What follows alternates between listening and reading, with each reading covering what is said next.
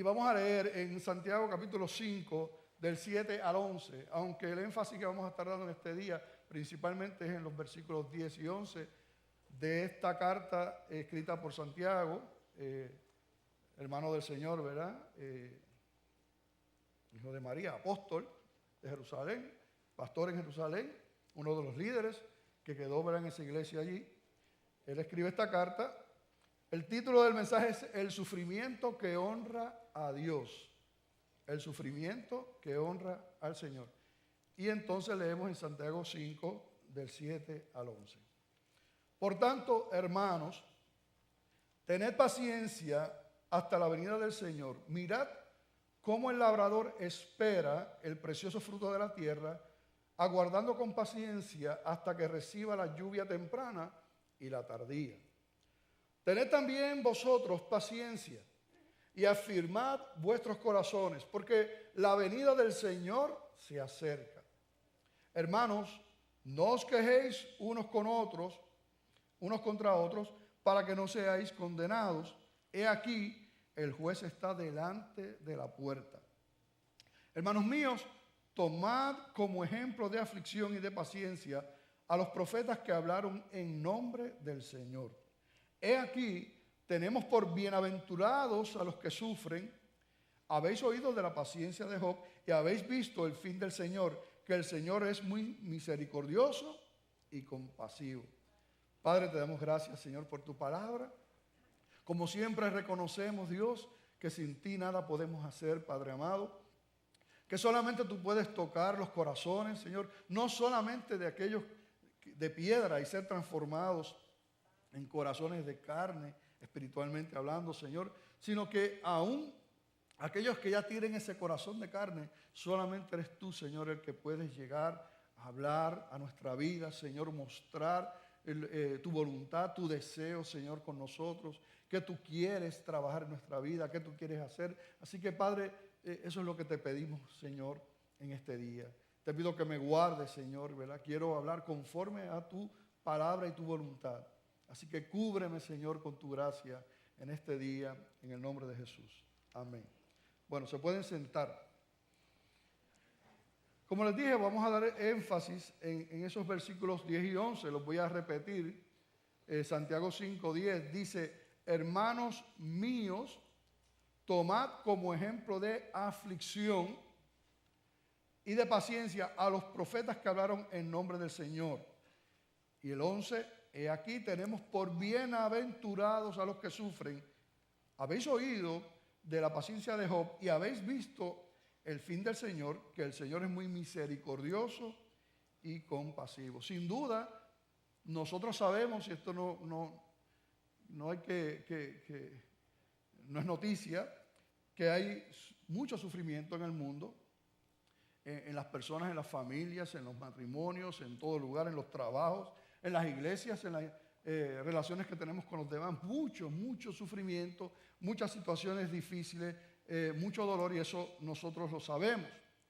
Y sabemos también, y por lo menos aquí, ¿verdad?, que en esta iglesia se ha predicado la palabra del Señor, sabemos también que ninguno de nosotros puede decir que no sufrirá. Ninguno de nosotros podemos decir que no vamos a sufrir, que no vamos a pasar por distintas tribulaciones. Al contrario, nosotros podemos afirmar con certeza que todos vamos a sufrir, no necesariamente de la misma manera, pero todos vamos a sufrir.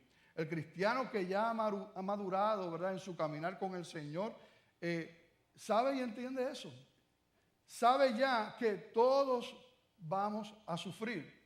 Y dentro de los sufrimientos que podemos experimentar hay tantas cosas que podemos hablar sobre abusos, injusticia, insensibilidad y apatía, abandono, enfermedades en ti o en los seres queridos, enfermedades simples, enfermedades crónicas, enfermedades mortales, rechazo, traiciones, divorcio, adulterio, maltratos, muerte de los seres queridos, ¿verdad? Y ayer llevamos a cabo el servicio funeral de la familia, ¿verdad?, que murió Delia Rivera, la mamá de Eric Rodríguez, ¿verdad?, toda la familia. Así que los conocen, pues después los pueden llamar.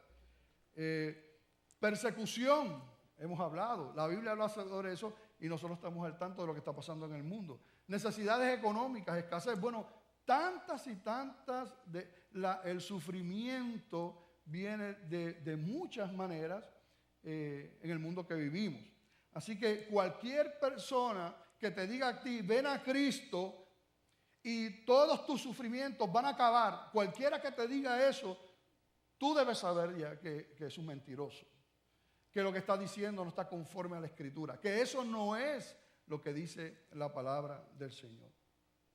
Pero también tengo que decir, ¿verdad?, que nada se compara a que nosotros tengamos el privilegio de sufrir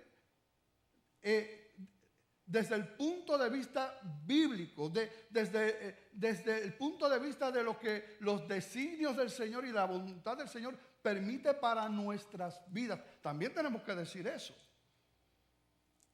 Y de eso precisamente es que trata el tema, un sufrimiento que honra a Dios, que da gloria a Dios. Un sufrimiento que viene por causa de Dios o que Dios permite en nuestra vida con unos propósitos para su gloria, ¿verdad? Y eso es lo que estamos precisamente, es el tema. En el versículo 11, Santiago 5:11 que leímos, dice que se habla allí de unos que sufren, pero dice que son bienaventurados. Y esa palabra bienaventurado lo que quiere decir es que son dichosos, que son felices, que están alegres. O sea, entonces mira cómo la Escritura ya nos va llevando a un camino muy distinto a cómo el mundo ve las cosas y cómo el mundo puede ver el sufrimiento. ¿Verdad? Dice que esos que sufren son dichosos, felices, alegres, son bienaventurados. Y en el versículo 10, en el versículo anterior, habla de unos que dice que son ejemplo de aflicción. ¿Cuántos quieren ser ejemplo de aflicción?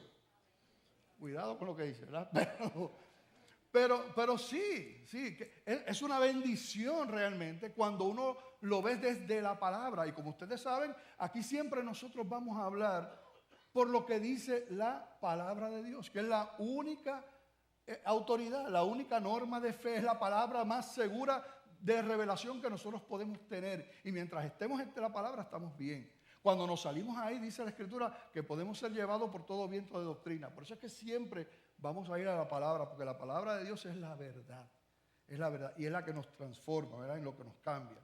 Así que Santiago, aquí mismo, de hecho, ¿verdad? En el versículo 2 del capítulo 1, Santiago 1:2, él hablando, ¿verdad? Porque esta carta se escribe a todas las tribus de Israel que por causa de la persecución, cuando usted ve el versículo 1 de ese capítulo 1 de la carta, se escribe a todas las tribus de Israel que habían sido dispersas por causa de la persecución. Cuando viene la persecución contra la iglesia, que nosotros vemos allí en el libro de los Hechos, pues entonces todos tuvieron que salir.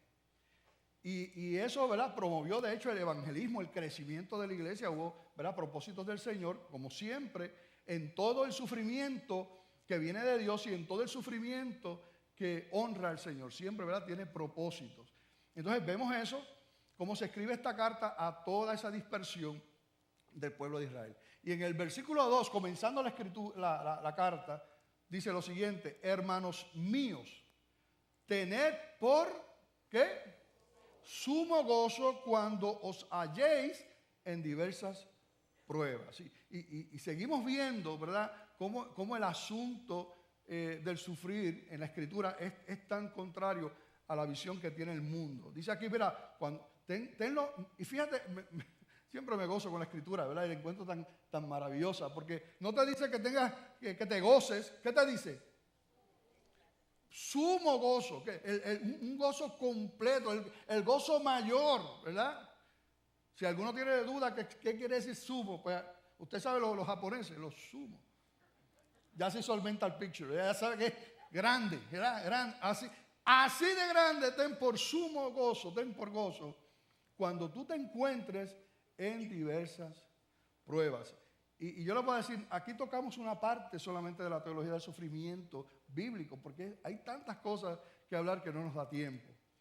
Pero nosotros vemos cómo el apóstol Pablo, que ustedes saben que padeció muchísimo, fue grandemente afligido, fue azotado, apedreado, padeció naufragio, encarcelado, padeció en los mares, en los ríos, en los caminos, padeció con los gentiles, padeció con su pueblo, con los judíos, padeció en el desierto.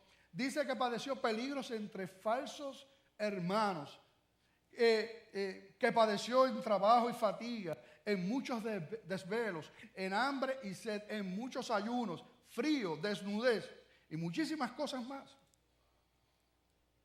El apóstol Pablo escribe todas esas gloriosas cartas en el Nuevo Testamento. Y mira lo que él le pasó al apóstol Pablo. El apóstol Pedro, que también, ¿verdad?, sufrió por causa del Evangelio. Cuando se refiere a eso, vamos a leer en 1 de Pedro 3:14, la primera parte del versículo, no sé si lo tienen por ahí. El apóstol Pedro también se expresó en varias ocasiones, ¿verdad? Estamos viendo algunas. Él dijo aquí, mas también si alguna cosa padecéis por causa de la justicia, ¿qué son? Bienaventurados, dichosos son. En otro momento, volviendo al apóstol Pablo, le dice a la iglesia en Corintios, mira, esto es una leve tribulación momentánea. Así le llama la Escritura. ¿Y por qué esto es importante? Hago un paréntesis aquí. ¿Por qué esto es importante? Porque cuántos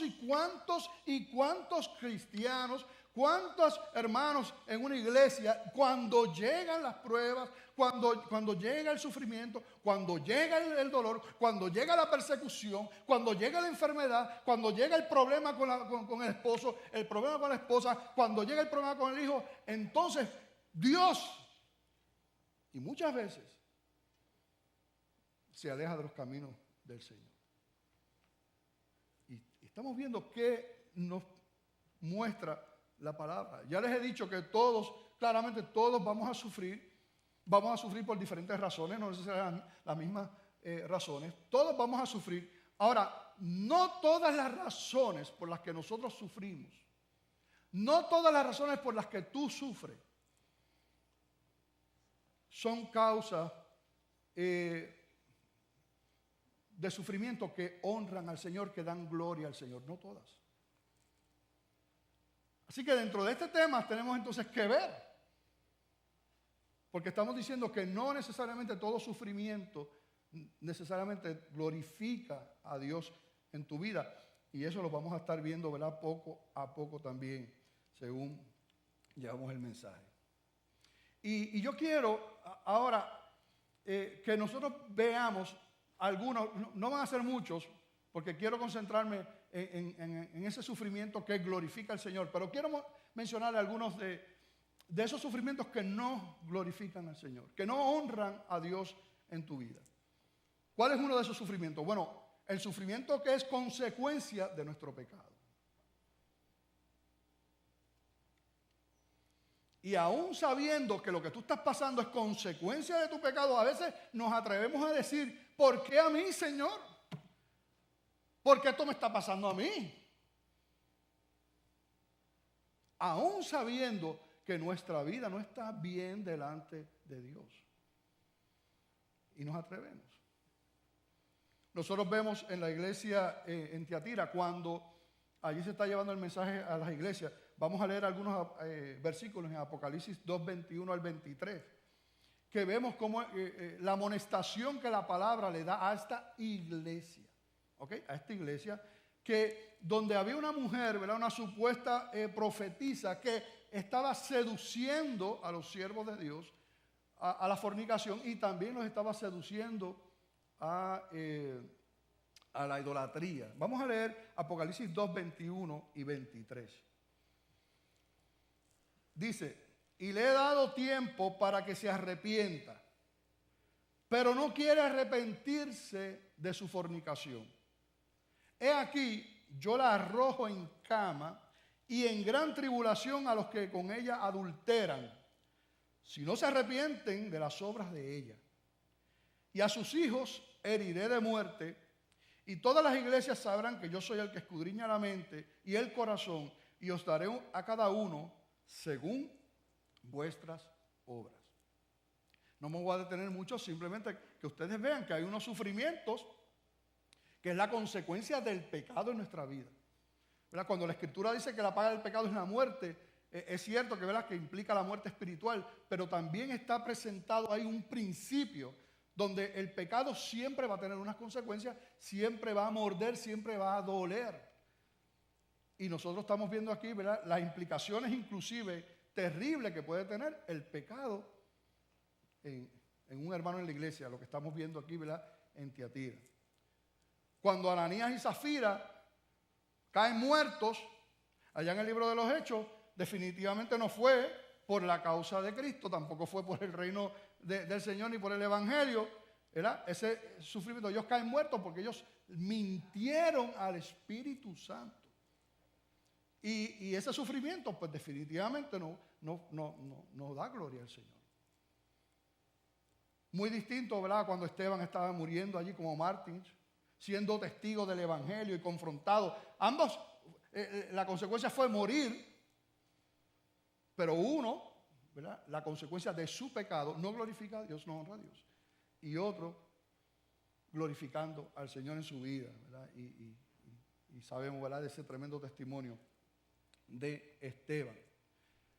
Satanás pretende a nosotros engañarnos, como las consecuencias de nuestros pecados a veces no son inmediatas. Escucha esto. A veces, mira, no son inmediatas las consecuencias de nuestro pecado. Y en nuestra ignorancia, pues esto nos pasa a todos, podemos pensar que nos hemos salido con la, como decimos aquí en Puerto Rico, ¿verdad? ¿Nos hemos salido con qué? Con la nuestra, ¿no? ¿Verdad? No. Porque no necesariamente es inmediato, como en el caso de Ananías y Zafira. Eso fue ¡pum! Pero no siempre es así. Y nos engaña pensando nosotros que de alguna manera no vamos a tener la retribución de lo que estamos haciendo. Y estamos hablando de un corazón que no está arrepentido de lo que está pasando. Estamos hablando sobre eso. Mira lo que dice la Biblia en Santiago 1:13, porque inclusive a veces nosotros hasta cierto punto queremos culpar a Dios por nuestros pecados y nuestras tentaciones, como que, ¿verdad?, tú sabes que yo soy débil, que yo no puedo, yo soy así. Mira lo que dice Santiago precisamente, 1:13 y 14. Dice la palabra así: cuando alguno es tentado, no diga que es tentado de parte de Dios, porque Dios no puede ser tentado por el mal, ni Él tienta a nadie, sino que cada uno es tentado cuando de su propia concupiscencia es atraído y seducido. Y por ahí sigue, ¿verdad? Después queda embarazado del pecado y después da a luz el pecado y entonces como consecuencia la muerte. La Biblia es clara, o sea, nosotros no podemos atribuirle al Señor jamás el pecado. Es verdad que Él lo permite porque Él sigue siendo soberano, pero no es Él el que lo está promoviendo y nosotros no podemos decir eso. Tenemos que asumir nuestra responsabilidad. Otra manera en la que se puede sufrir, además del pecado, pero que entonces no sea un sufrimiento que glorifique a Dios ni que le dé honra, es cuando nosotros, ese sufrimiento es consecuencia de malas decisiones. Y fíjate, no necesariamente decisiones pecaminosas, ¿verdad? Por eso los puse diferentes, pero decisiones que no fueron las mejores. ¿Verdad? Que no escuchamos el consejo, no buscamos el consejo. Y entonces terminamos pagando un precio por malas decisiones. ¿Y por qué yo pongo esto aquí? Porque entonces cuando nos va mal, por ejemplo, yo no sé nada, vamos a suponer, porque yo sé mucho de carros, yo sé que dónde se abre la tapa de la gasolina, yo sé dónde está el bonete, yo sé mucho de carros, tú sabes, yo sé dónde está el mofle. Pero si hay alguien que no sabe nada de carro, no como yo, y se va a comprar un carro por primera vez por ahí, y se lo va a comprar usado, porque no puede ser nuevo, y se va solo por ahí, ¿qué puede pasar? ¿Cuáles son las probabilidades que le ocurre a esa persona que va solito por ahí a comprarse un carro usado en Puerto Rico, Boricua 101, solo, que no sabe nada de carro? ¿Qué puede pasar? Que se compre un limón partido, de cuánta cosa, ¿verdad? Y entonces viene, se va por allá, con los chavitos que recibió del PUA. Después es un limón. Y después está enfogonado, enfunchado. A veces con Dios. Pero ¿y por qué me pasa esto a mí?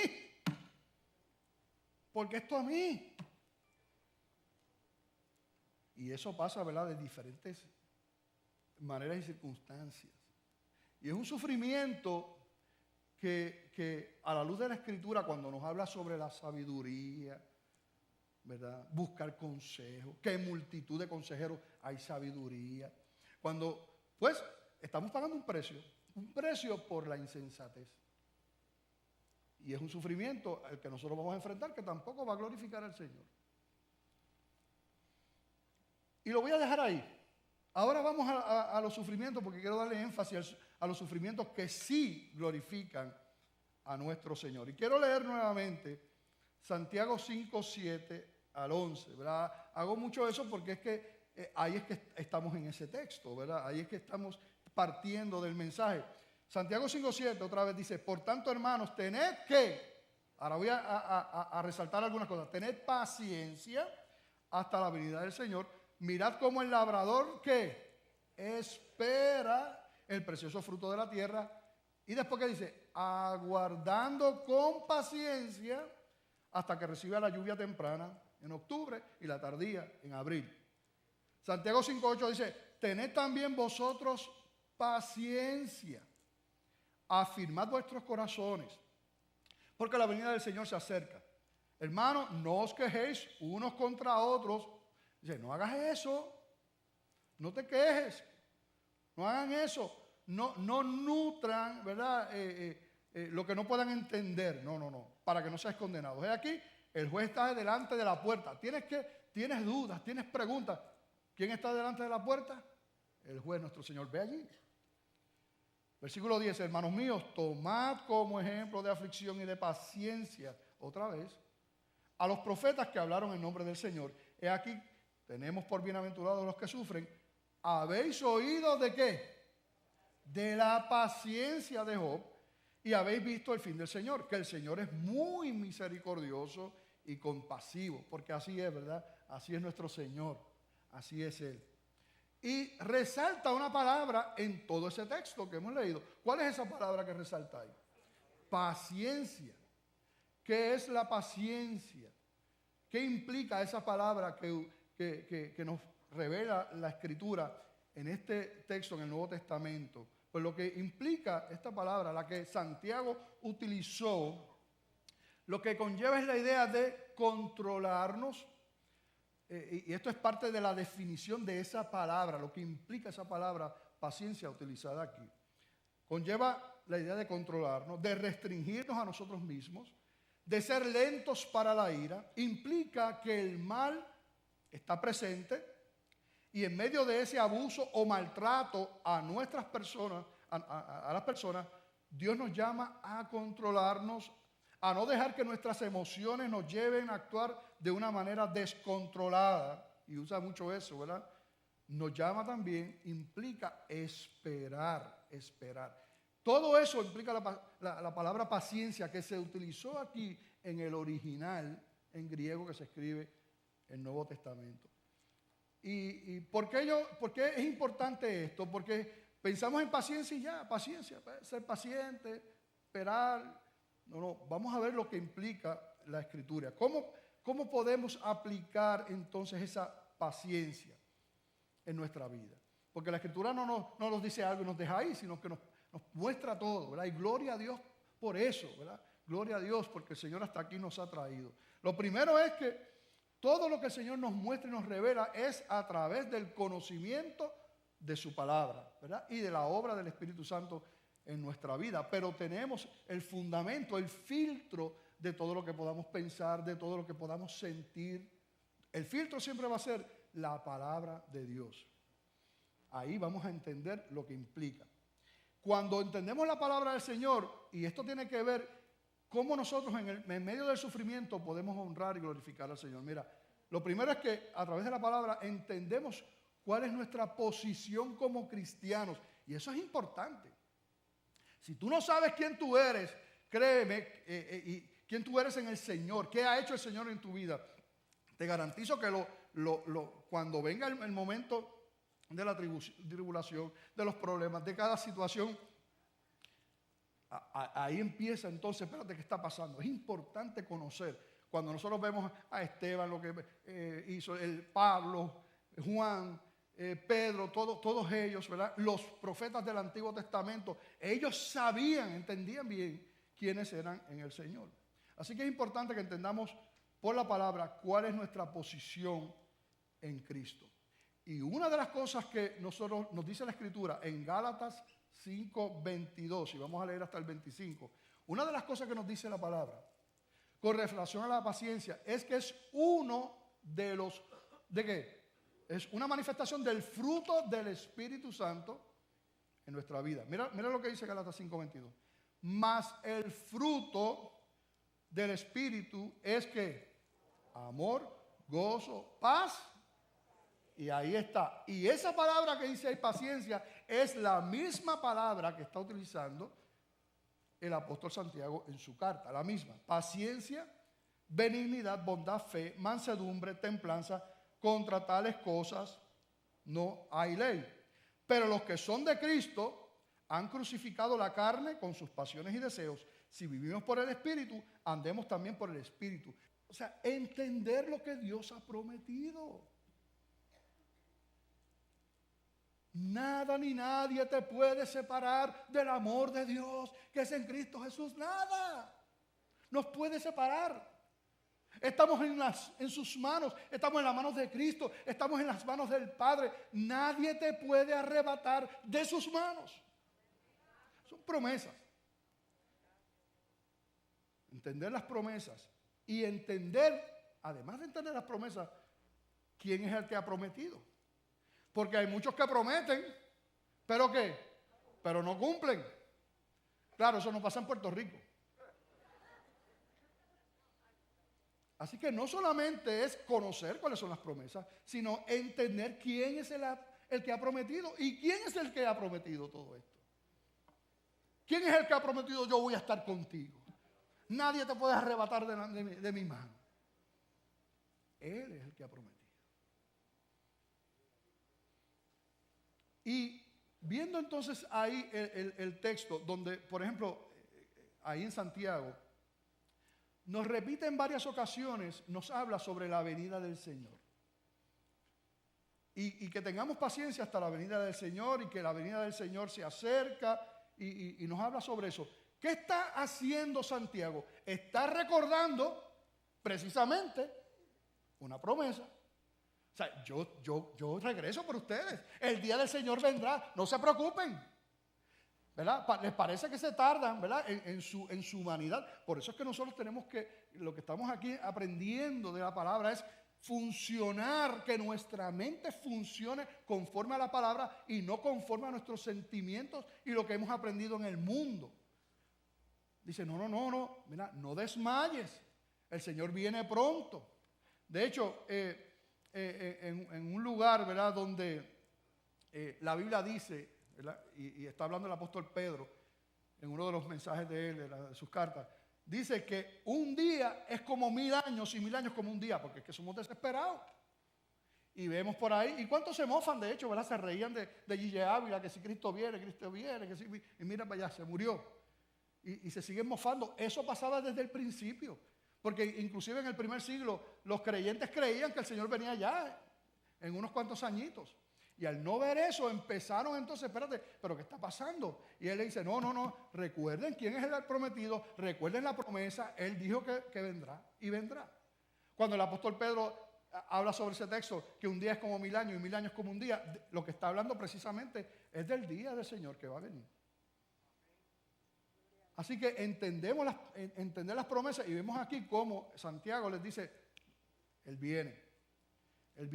Y hay otras cosas que también señala el texto, espera, aguarda, todo tiene su tiempo,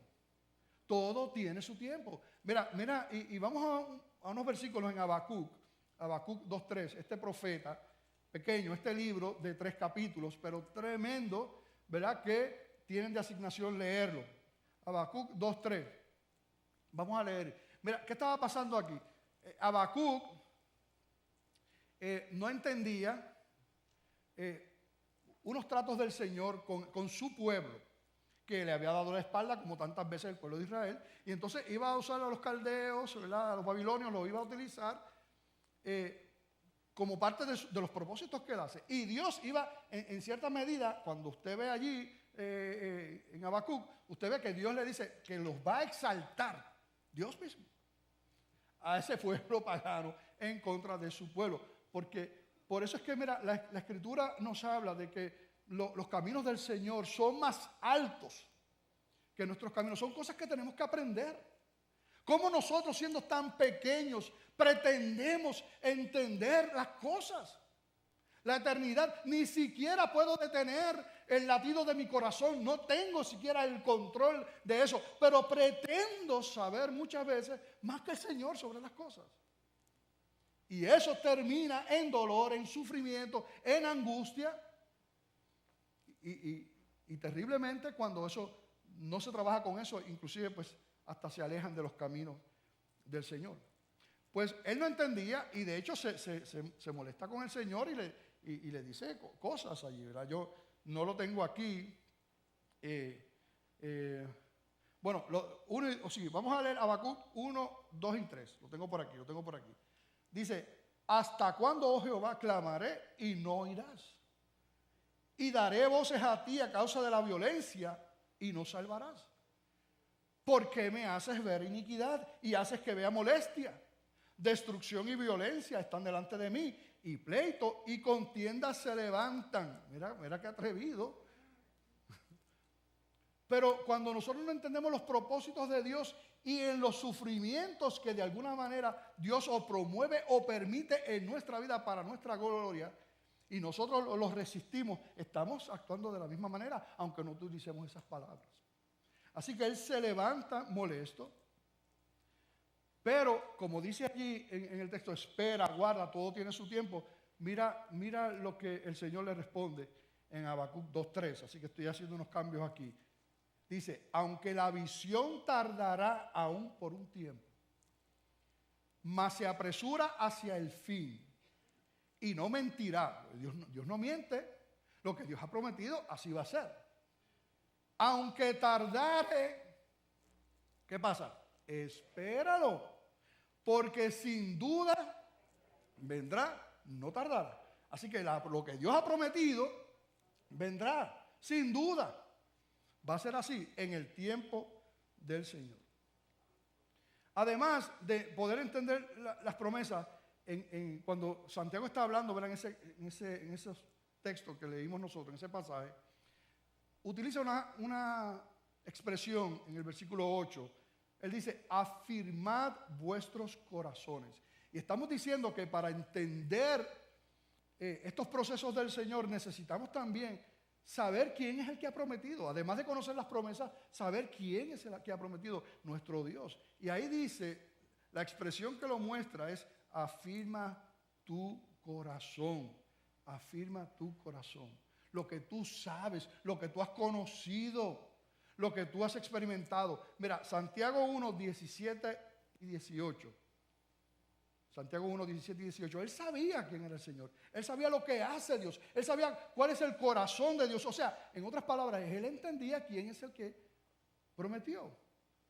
¿Quién es el que prometió? Santiago 1, 17 dice, toda buena dádiva y todo don perfecto, todo regalo, todo desciende de lo alto del Padre de las luces, en el cual no hay mudanza ni sombra de variación. Él no cambia. Él de su voluntad nos hizo nacer por la palabra de verdad para que seamos primicias de sus criaturas. Así que él sabía muy bien quién es el que había prometido. Y ustedes recuerdan, ¿verdad?, cómo Habacuc al principio pues le dijo al Señor, ¿verdad?, ¿hasta cuándo? Esto y lo otro.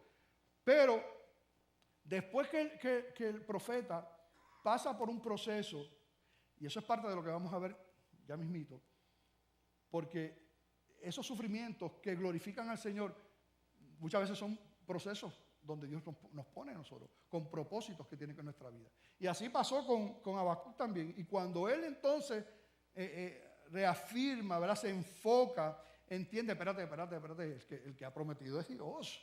Dios es el que ha prometido y la promesa de él se cumple. Así que cuando él se reenfoca, mira qué hermoso lo que dice en Habacuc 3, 17 y 19. Dice, y es como que la conclusión, después que ha pasado por ese proceso, dice, aunque la higuera no florezca, ni en las vides haya frutos, aunque falte el producto del olivo, y los labrados no den mantenimiento, y las ovejas sean quitadas de la majada, y no haya vacas en los corrales, con todo yo me alegraré en Jehová, y me gozaré en el Dios de mi salvación. Jehová el Señor es mi fortaleza, el cual me hace mis pies como de siervas, y en mis alturas me hace andar. Aleluya, gloria a Dios.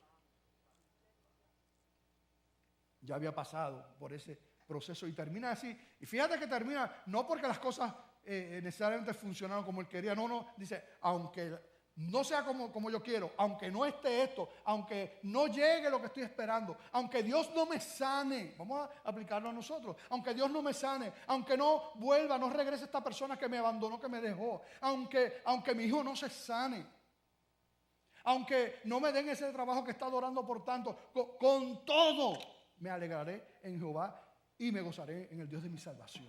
Porque Él sabe todas las cosas. Eso es lo que estamos hablando. Aun cuando conocemos las promesas de Dios y entendemos quién es el que ha prometido, no quiere decir, hermanos, que no tengamos momentos de debilidades. Y el Señor nos conoce y el Señor nos comprende. ¿Cuántas veces viene a mi mente, recurro? ¿Cuántas veces recurro a Romanos capítulo 7? ¿Cuántas veces llego a ese lugar donde el apóstol Pablo estuvo allí y dice, ay Dios mío, ¿quién me librará de este cuerpo de muerte? Porque las cosas que quiero hacer no hago y las que no quiero hacer esas hago. Pero vemos allí que el descanso del apóstol Pablo porque estamos en este cuerpo. Así que el Señor entiende, no estamos hablando aquí, ¿verdad?, de que el Señor no comprenda nuestras debilidades y que podemos flaquear, pues claro que sí. Y el Señor nos conoce, trabaja con nosotros, nos restaura, nos levanta, ¿verdad? Nos arrepentimos en el proceso. Y yo quiero, ¿verdad?, que nosotros veamos, porque el ejemplo que Santiago nos presenta aquí, uno de ellos, con nombre, no con apellido, pero con nombre, es Job. Y nos habla de Job. Y yo sé que todos, ¿verdad?, también conocemos la historia de Job. Pero les voy a hacer un breve recuento acá, ¿verdad? No leyendo la escritura. Dice, Job había estado viviendo en la miseria, sin alivio, durante meses, con llagas abiertas por todo su cuerpo. Durante este tiempo, cargando el dolor de la muerte de sus 10 hijos, 7 varones y 3 mujeres. Toda su riqueza se desvaneció en una tarde. Se hizo aún repulsivo a su esposa en todo ese proceso, ¿verdad? Porque también le cayó una sarna terrible y la esposa le dijo, ¿verdad?, con mucho amor, le dijo, maldice a Dios y muérete, ¿verdad? Fue odiado por sus hermanos. Algunos amigos le juzgaron incorrectamente. Inclusive dice que los niños lo despreciaban mientras él yacía sobre la ceniza fuera de la ciudad. Eso es lo que le pasó a Job. Y Job era un hombre de Dios, dice la palabra. Un hombre, fíjate cómo la escritura lo describe a él en el versículo 1 del libro de Job. Dice que era perfecto y recto este hombre, temeroso de Dios y apartado del mal. Así era este hombre. Y allá ustedes saben que ocurre, ¿verdad?, una conversación porque Dios tiene propósitos como siempre y tenía propósitos con la vida de Job, porque aunque dice eso, que era perfecto y recto, temeroso de Dios, como todos nosotros estamos en un proceso y nosotros no podemos decir que estamos al nivel del Señor, así que Dios siempre está trabajando con nosotros y lo mismo pasó con Job, ¿verdad? Y al principio que Satanás le dice, pero Job te adora a ti porque es que tu muchacho no le pasa nada. Es rico, tiene de todo, un montón de hijos. Olvídate, por eso es que así cualquiera. Y entonces prácticamente en un día pierde todo. Y al principio la respuesta inicial de Job fue muy buena. En Job 1:20 al 22 dice, entonces Job se levantó cuando pasó todo eso y rasgó su manto y rasuró, bueno, por lo menos parte de lo que había ocurrido, después pasaron más cosas, y rasuró su cabeza y se postró en tierra y adoró. Y dijo, desnudo salí del vientre de mi madre y desnudo volveré allá. Jehová dio y Jehová quitó, sea el nombre de Jehová bendito. Y dice la Escritura que en todo esto no pecó Job ni atribuyó a Dios despropósito alguno. Qué tremenda esa palabra, ¿verdad? Que no le atribuyó despropósito, sino que él entendía hasta este momento que Dios tenía propósitos aún en medio de eso. Y el sufrimiento que glorifica al Señor es así, siempre tiene propósitos para la gloria del Señor en nuestra vida. Ya escuchamos lo que le dijo la esposa de Job. Pero ¿qué ocurre? Que con el tiempo Job comienza a flaquear. A veces solamente se menciona como que al principio lo que él dijo. Y como si hubiera terminado, ¿verdad? Hubiera seguido así sin flaquear en ningún momento, pero eso no es lo que dice la Escritura. Job comienza a flaquear cuando el tiempo pasa. Y en Job 13, 23 y 24 podemos ver parte, no vamos a ver todos los versículos, son muchos, pero parte. Dice, aquí él dice esto, ¿cuántas iniquidades y pecados tengo yo? Hazme entender mi transgresión y mi pecado. ¿Por qué escondes tu rostro y me cuentas por tu enemigo? Y empieza a atribuirle cosas al Señor. Yo he escuchado expresiones de gente que me dice, pastor, Dios se está escondiendo de mí. Se está escondiendo. Yo lo busco y Él se esconde.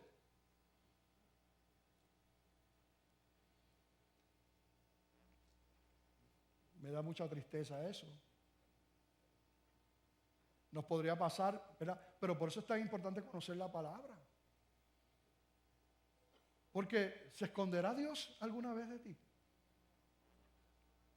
Estoy plenamente convencido por el contexto bíblico y por el carácter de Dios que los momentos de mayor tribulación en nuestra vida es cuando el Señor está más fuerte ahí en nosotros. Porque Él vino para eso. Ahí está. Podemos conocer las promesas de Dios, podemos entender quién es el que ha prometido. Y cuando eso ocurre, entonces podemos aplicar esa paciencia de la que nos habla la Escritura. Nos habla la Escritura. Y ahora yo quisiera, en lo que nos resta, en los últimos minutos, en arroz y habichuela, hablar algunas cositas de estos sufrimientos que honran a Dios, que dan gloria al Señor. Mira, primero, podemos sufrir porque es lo que se supone que pase y además es lo que dice la Escritura. O sea, tenemos que entender que lo que dice la Escritura es que vivimos en un mundo contaminado, hay pecado, hay maldad, hay engaños, hay maltrato. Satanás es el príncipe de este mundo. Jesucristo dijo, en el mundo tendrás aflicción. Pablo lo ha hablado, Pedro lo han hablado, los profetas del Antiguo Testamento lo han dicho. Así que, como empezamos, ¿cómo es posible que nosotros no vamos a sufrir?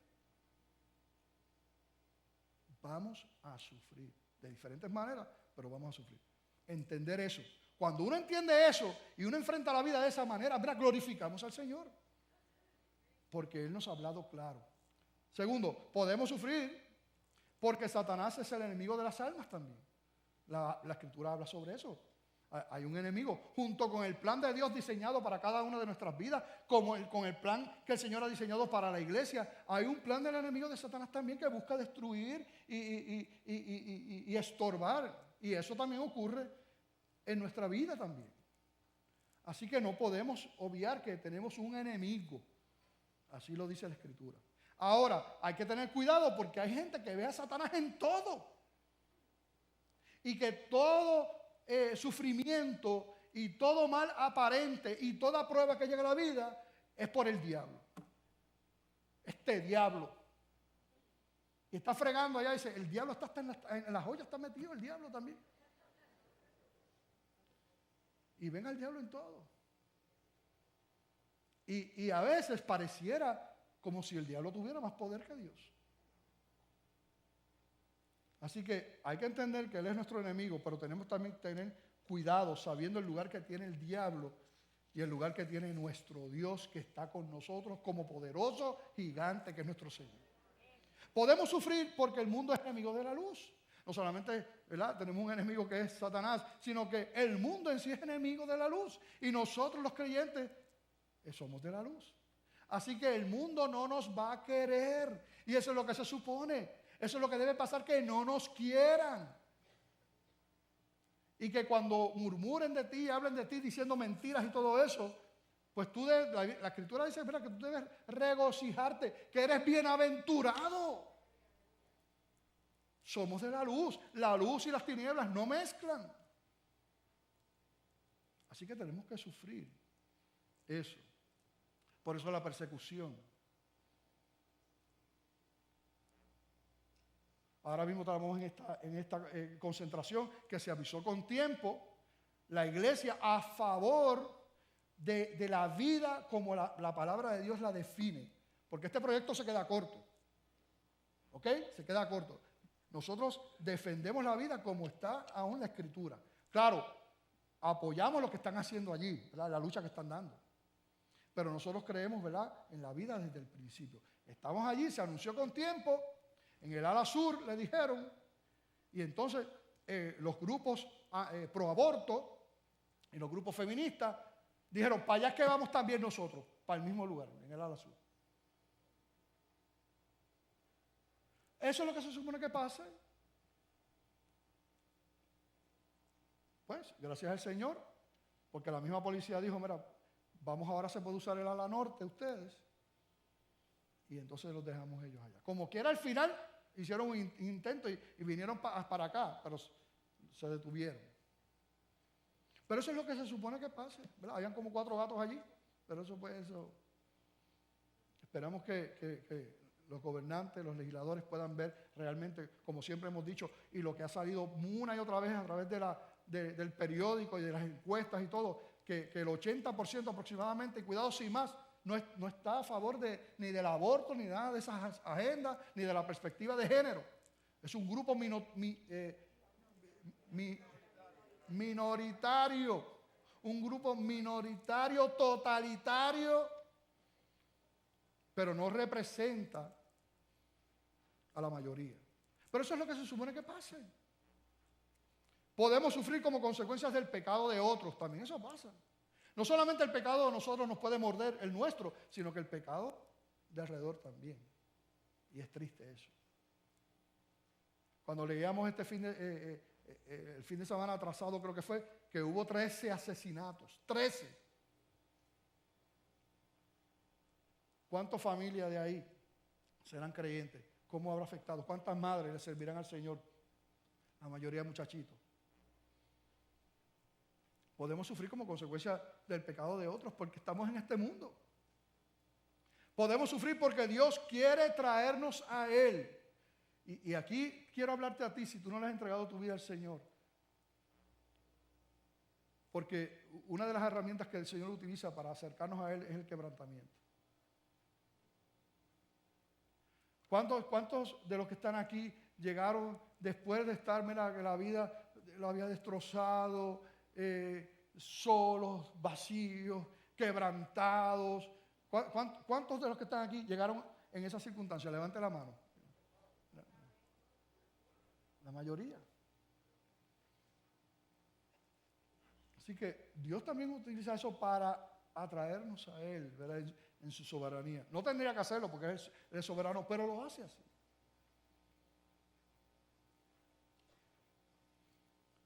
Ahora, a este le quiero dar atención. Podemos sufrir porque somos proyectos en construcción de Dios. Si tú eres un cristiano, tú eres un proyecto en construcción. El Señor está trabajando contigo. Una obra hermosa. Tú no eres igual a nadie. Tú eres especial y único. Especial y única tú. Y Él trabaja contigo de una manera especial. Eres un proyecto en construcción. ¿Sabes cuándo termina ese proyecto? ¿Cuándo termina? Puede terminar por dos razones. O que tú, o que Cristo, y suena la trompeta, aleluya, y nos vamos con Él. Ahí es que termina. Si tú estás vivo, Dios no ha terminado contigo. Somos proyectos. Y aquí tenemos tantos testimonios, ¿verdad?, con relación a eso. Lo que Dios ha hecho. Como una persona que sale de una enfermedad terrible, de unas situaciones, un cristiano, cuando sale, no es ni la sombra de lo que era. Dios obrando en su vida. Por eso es que el sufrimiento bíblico tiene otra connotación, hermano, y tenemos que verlo de esa manera. Aunque no necesariamente podamos entenderlo. Pero si nosotros sabemos quién es el que ha prometido, las promesas que ha dicho, mira, aunque no entendamos a cabalidad, porque nuestra mente es finita y pequeña, pero podemos gozarnos sabiendo que Él cumplirá y que Él nos ama. En Job, que es el ejemplo que Santiago cita del Antiguo Testamento, en Job, ya vimos, ¿verdad?, que él cuestiona a Dios por lo que le estaba pasando. Y mira, en Job 38, capítulo 38, capítulo 39, capítulo 40, capítulo 41, el Señor le está contestando a Job. Y tú tienes que, mira, solamente voy a leer un versículo, no lo tengo ni aquí, pero mira, voy a buscar Job 38 y tú vas a ver, y esos son esos 4 capítulos. 38:1. Entonces respondiendo Jehová a Job desde un torbellino y dijo: ¿quién es ese que oscurece el consejo con palabras sin sabiduría? Ahora ciñe como varón tus lomos. Yo te preguntaré y tú me contestarás. ¿Dónde estabas tú cuando yo fundaba la tierra? Házmelo saber si tienes inteligencia. ¿Quién ordenó sus medidas, si lo sabes? ¿O quién extendió entre ellas cordeles? Bueno, y por ahí sigue. Asignación número 2. Job 38, 39, 40 y 41. Pero comienza Job, cae en tiempo. Y Dios nos ayuda a nosotros a caer en tiempo. Cae en tiempo. Y en Job 40, del 1 al 5, Job comienza ese proceso de transformación, lo que Dios quería hacer con él. Dice: además respondió Jehová a Job y dijo: es sabiduría contender con el omnipotente. Mira para allá. El que disputa con Dios, responda a esto. Uy, ¿usted se imagina que el Señor les diga eso? Job responde: he aquí que yo soy vil. ¿Qué te responderé? Mi mano pongo sobre mi boca. Una vez hablé, mas no responderé. Aún 2 veces, mas no volveré a hablar. Y ya empieza a entender. Y termina en Job 42. Quiero terminar con estos versículos. 42:1 dice: respondiendo Job a Jehová dijo, ya después ya había pasado por el blender del Espíritu Santo. ¿Ok? Ya había pasado por ahí, había sido triturado los procesos del Señor y mira lo que sale. Qué hermoso el Señor obrando y lo que Dios quiere hacer con nuestra vida, con tu sufrimiento. Con ese sufrimiento que glorifica a Dios. Dice: respondió Job a Jehová y dijo, yo conozco que todo lo puedes y que no hay pensamiento que se esconda de ti. ¿Quién es el que oscurece el consejo sin entendimiento? Por tanto, yo hablaba lo que no entendía, cosas demasiado maravillosas para mí que yo no comprendía. Oye, te ruego y hablaré, te preguntaré y tú me enseñarás. De oídas te había oído, mas ahora mis ojos te ven. Por tanto me aborrezco y me arrepiento en ceniza. Wow.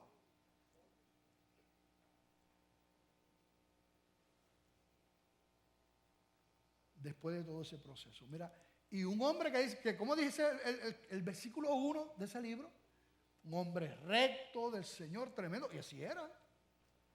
La palabra no va a mentir. Sin embargo, Dios tenía que trabajar con eso, y gran parte del problema de Job era el orgullo. Y Dios tuvo que trabajar con el orgullo. Pero mira qué hermoso cómo después de ser procesado, ¿verdad?, le da gloria al Señor. Y por último, y no vamos a leer el versículo porque el tiempo se nos fue, pero podemos sufrir y Dios permite ciertos sufrimientos para nosotros consolar a otros que hayan pasado por esas mismas tribulaciones. Y eso lo habla el apóstol Pablo en 2 Corintios capítulo 1. Habla de eso.